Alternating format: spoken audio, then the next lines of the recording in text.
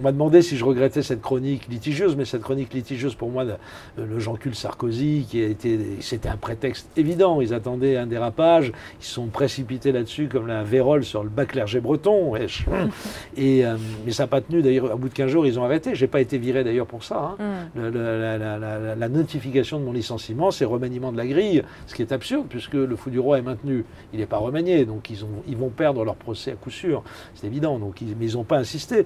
Donc je n'ai pas regretté cette chronique, que sur le coup, effectivement, je pense qu'elle était un peu ratée, même si il y a plein de gens que ça a fait marrer, puis il y a des gens aujourd'hui qui me disent qu'ils la réécoutent et que finalement elle était assez marrante. Moi, je pense qu'elle était un petit peu ratée quand même, parce que pas assez drôle au début pour faire passer la transgression finale.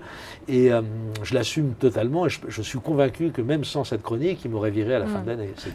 Ce que vous dites dans le bouquin, c'est que certes, elle était ratée, mais il y en a peut-être eu d'autres qui aussi étaient... Bien sûr, il y en a eu des... Non, mais il y en a eu beaucoup, puis c'est notre métier. Des fois, on est borderline, on est tout le temps borderline, d'ailleurs, par principe, dans ce métier-là. Moi, j'ai fait plus de 1000 chroniques à France Inter, il n'y a jamais eu de procès, très peu de dérapages, donc on ne vire pas quelqu'un qui a autant de bouteilles que moi, qui a 10 ans d'ancienneté, dont la chronique était un des pics d'audience de la station. En 12h05, France Inter était première radio de France pour ma chronique, donc on ne vire pas quelqu'un à cause de ça. On le vire parce qu'on a décidé de le virer et parce que ça fait plaisir aux puissants, ça fait plaisir à ceux qui vous ont nommé.